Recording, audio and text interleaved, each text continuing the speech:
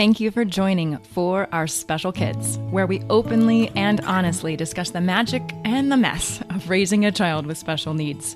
We are thrilled to have you here and hope this time provides you with some wonder and wisdom. I'm your host, Jennifer Lansing. Let's get started.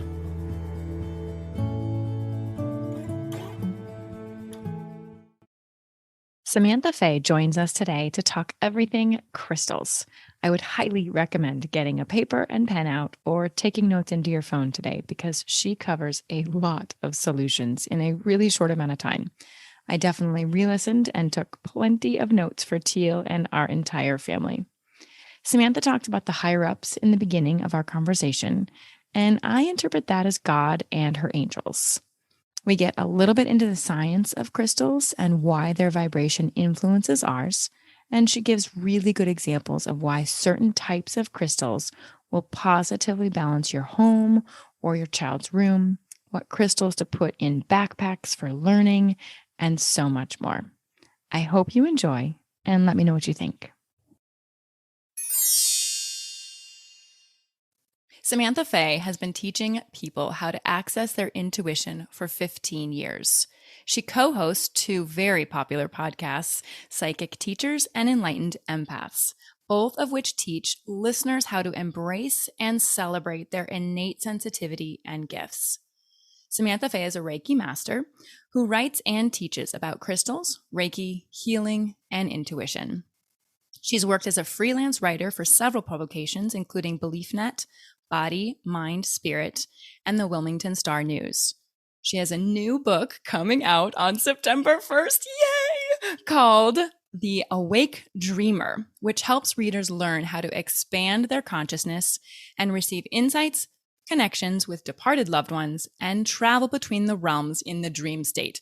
Okay, first of all, we're going to have to talk about that in full detail and how we can help parents and use dreams, etc., with their children. But that is not what we're here to talk about today. So we will get there on another episode, hopefully. But Samantha, thank you so much for joining us because we're going to talk all about crystals. Yay, it's one of my favorite topics. Thank you for having me. Oh, I'm thrilled. And I know the listeners are just going to be like, yes, Samantha Fey's on the call. Wow. Okay, so let's just start with why you started working with crystals and how that all started for you. Okay, so it's kind of a strange story, and it's not anything that I would have thought I would be into. I really just thought they were lovely rocks. I didn't think there was anything to it. And I was teaching English at my community college, and I had a student who was just kind of a bit of a problem and was kind of stalking me a little bit. And I was really worried about it, and I was praying about it all the time. And I wasn't getting a lot of assistance from the higher ups. So I really didn't know what to do. And one day I walked into my office, which is really hidden and tucked out of, it wasn't in the English department. I was a new hire. So it was like down in the basement. And I walk into my office and there was a kidney shaped orangey red stone on my desk that I'd never seen before. And I was like, well, that's weird. And it was pretty big. It was like the size of my palm. And I thought, who could have gotten into my office and put this here? So we had a wonderful geology professor named Dr. Garwood, but we all call him Dr. Rocks. So I go up to the fourth floor and knock on his door. And I was like, Dr. Rocks, this crystal just landed on my desk. What is it? And he said, oh, that's jasper. And I said, oh, okay, well, why would someone just leave it on my desk? And he said, well, who do you need protection from? And I was like, what? So I hadn't told anyone except, the higher ups about what was going on in this class with this student. And I just thought, how could this happen? And he said, just carry it with you. It'll protect you from that student. And I was like, how can a rock protect me from a student? It made no sense to me. And 2 weeks later, the student was arrested for something else and never came back to school. And suddenly I was fascinated by crystals. Oh my gosh. Did you ever figure out who put No, I never did. We know who did, the higher ups. Yes, exactly. And it worked. And so then I remember I went to my massage therapist and she had a little bag of lucky stones for sale by the register. And I was like, well, if the jasper worked, maybe this little bag of lucky stones will. And finding good parking in the faculty lot was like such a competition. And so I'd Right. hold that little bag of Lucky Rocks every time I drove to campus. And every time I remembered to bring it, I would find an excellent parking spot. So it just kind of built from there. And I started reading about them. I started taking classes, and a love affair began. Well, and now you are the self-proclaimed crystal chick. Yes. Yeah. Yes. Well, I mean, I was in an intuitive development group, and every month we would meet, and we would have to, when it was your turn to host, you'd have to pick a topic and present on it. So sometimes people would present on chakras or energy healing or, tuning into guides or something. And every time it was my turn to host, I would present on crystals. So my classmates started saying, "Oh, what's the crystal chick going to teach us?" And so it just oh. kind of stuck. Well, I love that. I'm thrilled that the crystal chick is here. So your website, samanthafey.com, is so full of great information and e-courses and fun things to purchase and bracelets and all that stuff. Oh. I actually have a bunch of them on my wrist right now.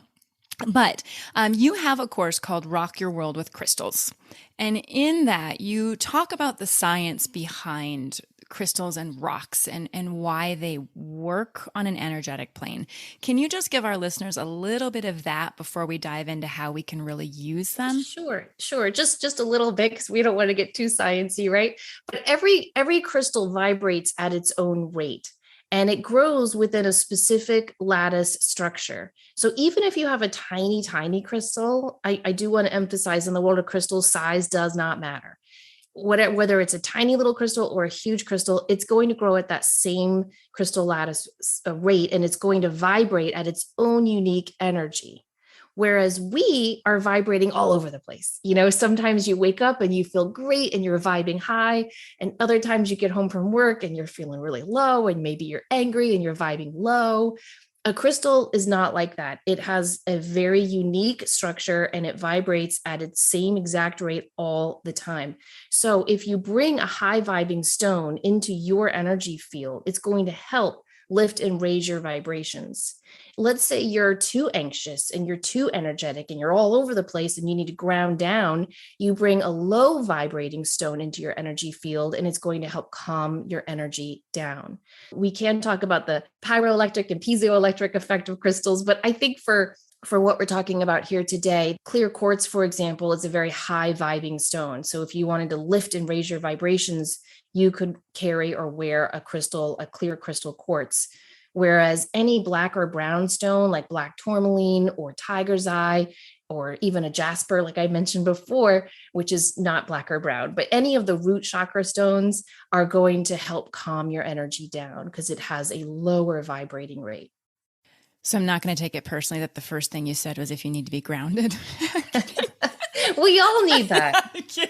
No, I actually have a black stone in my pocket right now because it is really important for me as a parent, but also just as a human being to get work stuff done and to focus, for me to have stones that I don't even like saying bring my energy down, because I love my energy, but it's making sure that I feel connected to what has to get done. And I don't know if you kind of agree with that or not, but I also have a moonstone on my finger. So balance, right? Balance. Exactly. No, I do agree with that. And I think when I know you and I were talking before about explaining to people who might not believe in crystals and how they work. And one thing I always say to people is, even if it is a placebo effect, just you holding that crystal or wearing that crystal and going, "Oh, this is calming my energy down and helping me to focus." Well, let's just say that's the only effect that crystal has. It's still working for you. And I always say, just give it a try. It can't hurt. It can only help. Completely agree. And I was chatting with our foreign exchange student about the placebo effect yesterday. And who cares? If the placebo effect works, go with it. I mean, if just seeing my ring on my finger reminds me to follow my intuition more, or to open my heart more, or to just relax into my parenting, then great. Who cares Fantastic. if it exactly. Okay. So as you know, most of our listeners are either parents or caregivers or family members that have children with special needs. And I was chatting with a parent earlier, just couple minutes ago, and her child is very boisterous, doesn't always know that yelling outside isn't the same as yelling inside. And so, are there things that you could recommend families do, whether it's in their home or specifically with their child, that would help either bring more balance or simply calm some of that kinetic energy of a family Yeah. home? Yeah, I think any cluster quartz is going to be a great one to have in the home. So an amethyst cluster quartz is great because cluster quartz help with group harmony. Also, a zeolite cluster stone helps remove any negativity or anxiety that's in the home and the environment. So that's a great one just to have, whether it's in the dining room. And I have zeolite clusters in the corners of my dining room. So you don't have to have them prominently displayed. You can kind of tuck them away behind the little chairs in your dining room corner. In your child's bedroom, to have calming stones is really good too. You can tuck them, like if you have children who are very young and you're worried about them, maybe holding them or putting them in their mouth, you could get larger, big chunks of any black stone is going to be so good for grounding. Black tourmaline, hematite's not that expensive to get in the larger sizes. You can also kind of hide them underneath the mattress to ground their energy while they sleep. Or you could simply charge up some water. So you could take a spray bottle of water and just put a black hematite or a black tourmaline in there, and then just spritz the room for them to help bring that grounded energy in. However, one of my favorite things to do with my kids and with any newbies to crystals is to take them to a crystal store. So if you have a metaphysical store in town or a crystal store in town, and you can walk your child through there and just say, what are you drawn to? What crystal calls out to you? I think that's the best thing because our children know what's best for themselves. They have that innate sense. And it might not be, I remember when I brought my oldest daughter into a crystal store in town, and she was dealing with some shyness. She was really young and she was kind of shy, starting school and making friends. And so I said, pick a stone that you think would be great for making friends at school. And she was instantly drawn to cherry quartz. Now, I'm not a fan of cherry quartz because it's heat treated and I just like to leave stones the way they are naturally. But I had to put my little prejudices aside and say, okay, honey, if that's the stone you want, that's the stone we're going to get. So when we get home, I'm taking out my crystal books and I'm reading, like, what does cherry quartz help with? I've never worked with this because it's not my cup of tea. And one of the things cherry quartz is best known for is helping to overcome shyness. So kids just know. Kids just know. Intuitively, they just know. Teal vibrates, literally vibrates. She doesn't walk yet. And so I had her on my backpack and we went into a crystal store. She vibrated the whole time. And like the sounds coming out of her mouth, it almost sounded like light language. I'm not kidding. It was stuff that I had no idea what she was saying. And it's very true. These children understand what is right for them. So I'd be curious. She picked up a rainbow fluorite. Oh, rainbow fluorite is such a beautiful stone and it does so much. It's called the student stone because it helps you learn, it helps you grow in wisdom, it helps you understand all the energy that's coming at you. It's also a great EMF blocker. So it's a good stone to have by your computer, by your telephone, by your TV. But it's a great stone for children because it helps to block excess energy coming to them and allow the positive energy to come in. Oh, I love that. She's Yeah. so damn smart, that little one. She also grabbed a cinnamon citrine, which I can't find in any of my books. Cinnamon citrine? I've never heard it. Do you mean cinnabar? No, she told me it was cinnamon citrine. I couldn't find it. So maybe I have to reach out to her again. Maybe yeah, I would wrong. ask the store owner. That might be one of those created stones. Yeah. Most citrine is heat treated amethyst. So unless it's a natural citrine, I've never heard of it with cinnamon. But what do I know? That's what I love about crystals is I'm always learning about new crystals out there. Well, let's talk about, okay, so first of all, you mentioned, I'm going to bring you back for a second. You mentioned zeolite. Zeolite, yeah. Zeolite. I wrote that down wrong. Zeolite. Zeolite. Okay, what does that mean? That's just the name. And so crystals are named after oftentimes who found them or where they're found. But what it does I think I have, oh, I don't have mine here. Well, this is my Aurora quartz, and it looks very similar to a zeolite. So Oh, see how okay. it's all grown in these lovely cluster formations. Yes. So And that so was, what, go ahead. so zeolites always grow in this cluster formation with these little pyramid tops. And one Yes. of their jobs is to absorb any negative energy in the home. And there's a lot of stones that absorb negative energy, but zeolite is very inexpensive, which is great. And so it helps absorb negative energy and it helps transform it and emit positive energy. You might have some listeners going, "What the hell are these two talking about today? I don't know what Oh, what." I guarantee that's happening. Yeah, I'm positive that there's someone thinking that. And I Mhm. just want to say that I have crystals all over my house, and one thing, it's the weirdest thing. I mean, I just had my AC guy in the house, and the week before that I had my exterminator in the house. Both of them very grounded, practical men. And they said, "What is it about your house? It always feels so calm in here." And I said, "Oh, I think that's all my crystals." And they were like, "Yeah, no, that's not it." No. Now, granted, I've got 3 kids at home. I have 3 pets. There's a lot of going on. And yet people will always comment on how there's like a calm energy in the home. And I really think that's because I have crystals like zeolite or an amethyst cluster scattered throughout. Let's define for the listeners what a cluster actually is. I'm just going to go real basic. Those are the two questions I wanted to ask you, and then we can talk about some other things. No, that's a really good question. A cluster quartz is any crystal that grows with a bunch of different terminations or points, but shares the same base. So that's Thank you. why it helps with families and group harmony, because you're all different. You all have your own little cluster point, but you're all sharing a common base. Is it true that any then cluster, whether it's quartz or anything, would actually help the Yes. family come together? Yes. Okay, cool. I love that. I had no idea. Right. I was at I'm going to bring this back full circle. You will understand what I'm getting at. I was at a birthday party. I was accompanying Teal to a child's birthday party, and one of the children is most likely has Asperger's and very intelligent, extremely amazing child. However, very agitated. And I noticed this, pulled out the crystals from my pocket, and I said his name and I said, "Are there any of these crystals that feel good to you?" And he pointed to the rose quartz. And I melted a little bit. It was very, very sweet. And I said, "Do you want to hold it?" And he was just like, "Yeah." And he held it. And I said, "Can you feel its energy?" And he just shook his head. He just nodded. He couldn't even talk. It was so calming to him. Now, I'd love you to talk one about rose quartz and what it is about that stone that maybe would have helped. However, I also would love a two-part question.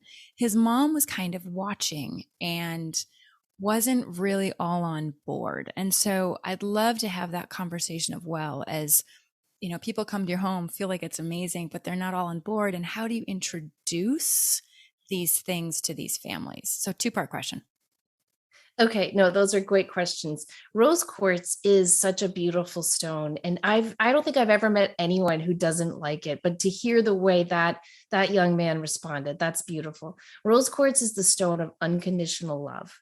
And so it's a heart chakra stone. It does have a very calming, peaceful energy to it because it carries a message of love yourself, love one another, and all is well. And so it's just a fantastic stone that I think everyone should have in their possession. It's very common. It's not inexpensive to find. You can find them easily at a crystal store online.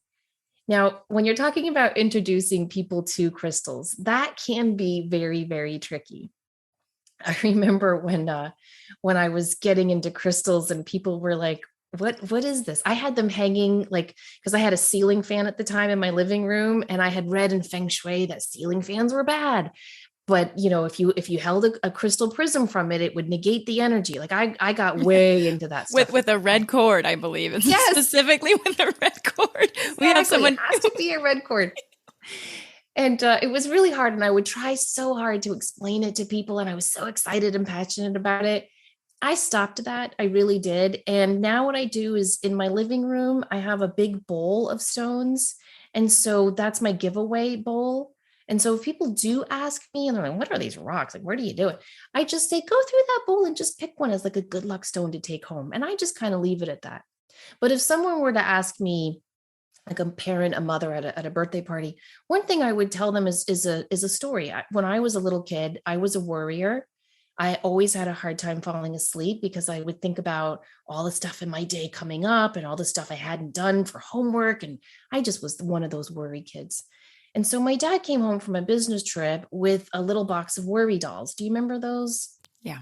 And I remember he said, you put these worry dolls under your pillow. He said, when you're saying your prayers at bedtime, tell each worry to one worry doll and put him or her under your pillow. And when you're sleeping, they will fly your worries up to the angels, and God will take care of your worries.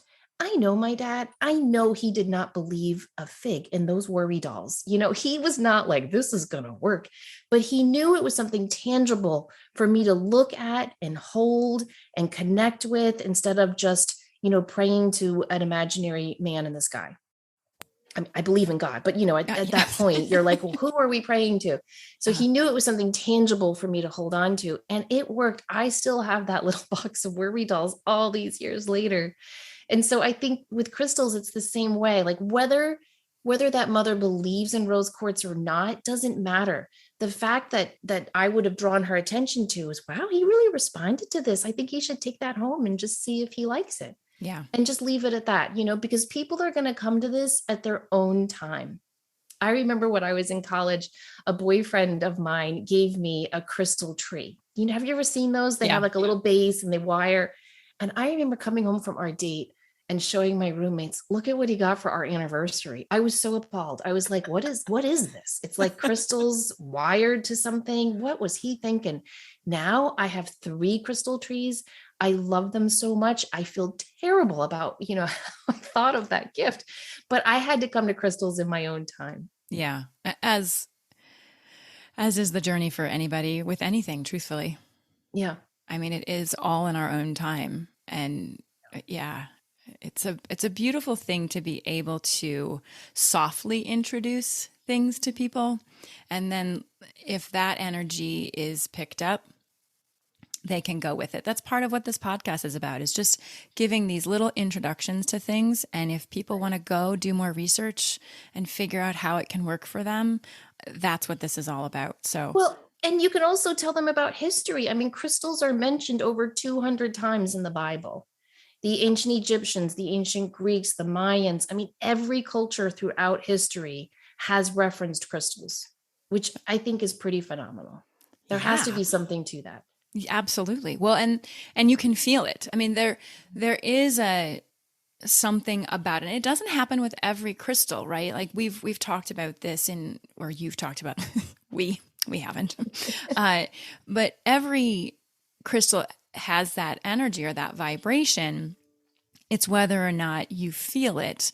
And like Kandela, our exchange student, she walks up to me now every now and then and just pats my wrist. I'm like, what are you doing? And she's like, I just really like the energy of all those crystals on your wrist. And I'm just like, oh. And I didn't ever tell her like, hey, this is what this one's for. This is what this one's for. I use this for this. No.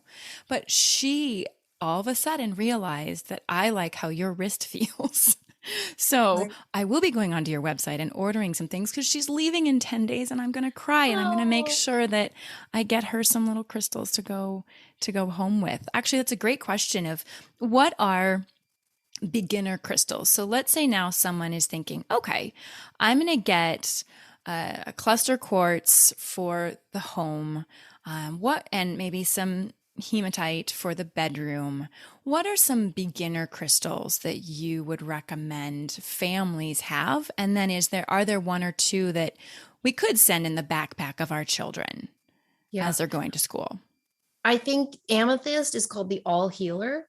And so I think that is a fantastic stone because it's good for everything. I mean, it really is. It's this beautiful purple stone, and it covers a smorgasbord of things that you need. It helps connect you to the divine on a deeper level. It helps you receive that inner wisdom from your higher power, which is such a beautiful thing. It's a great stone for meditating, for really connecting within and soothing any bumpy energy that you might be feeling. Rose quartz, as we mentioned, I think that is an ideal stone for children, especially.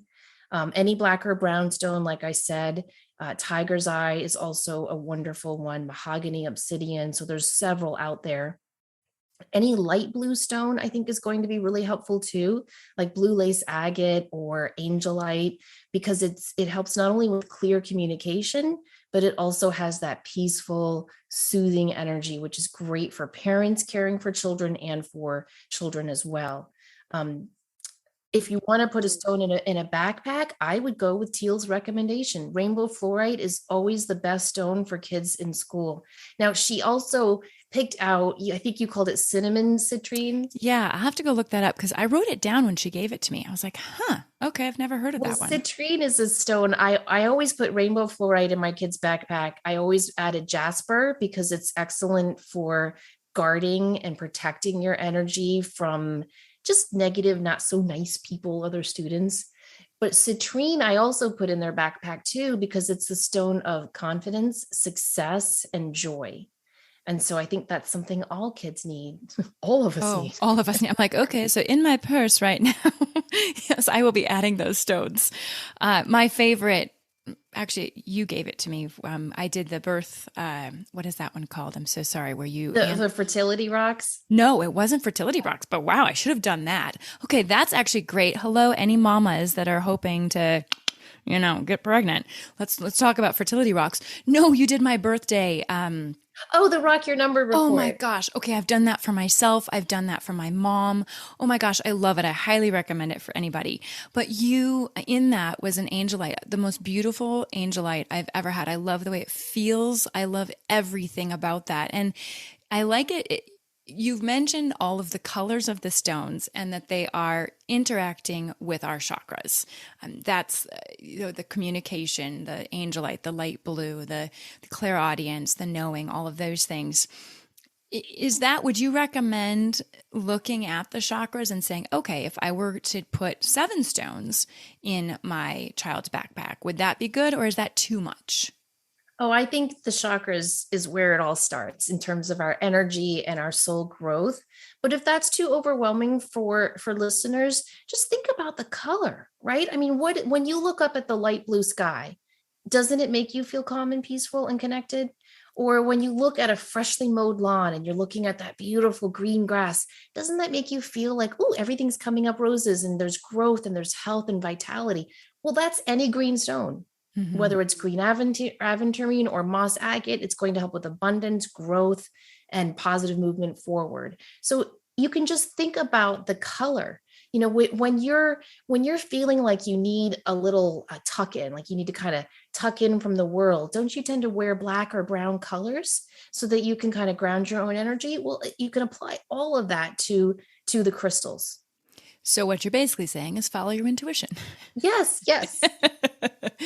Well, and I love balancing the scientific because we have scientific things that we talk about and speech therapy and all of that stuff on the podcast. But then I like to have this balance of, in order for us, I believe, to be the best parents, whether or not you have a child with special needs or not, it's making sure that you have balance in your own life and following those nods, that intuition, just, oh yeah, I knew that, or that feels right. I think that's the best thing to do for being a parent in general is having the balance. Yeah, I do And too. And I do want to add though, for parents and caretakers of special needs kids, it can be such a blessed journey and such a challenging journey where you're second guessing yourself, when you're constantly future thinking and worrying. And a fantastic stone for caregivers is pink opal, because it has this beautiful, it's like rose quartz is this beautiful vibrant pink stone, but pink opal has this milky pink. It's like if you took pink and you added some milk into it and mixed it up. It's got this Mm. very comforting, nurturing energy. And it is like wrapping yourself in your own personal hug. And so if you wear or carry, or just put a small piece in your pocket, it's just a reminder to take care of you as well. And I feel like pink opal helps you pat yourself on the back and go, look at you. You're doing a good job. Well, well said.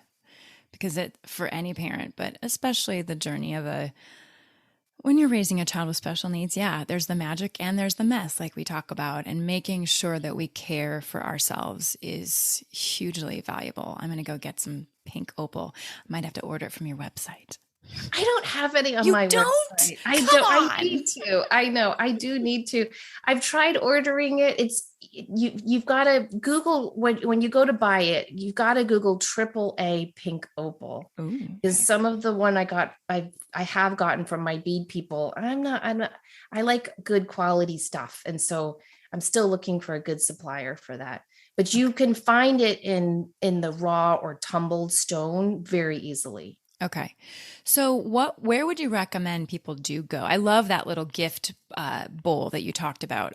Someone did something so sweet for me and it was little, but it really made a huge difference in our family. And she wouldn't accept anything. And so I wrote her a little card and I dropped it off at her door, but I put a little rose quartz in there and just said, I love what you did and know that you're loved and I'll do my best to pass it on. And she sent back a message and she's like, that was like the sweetest gift.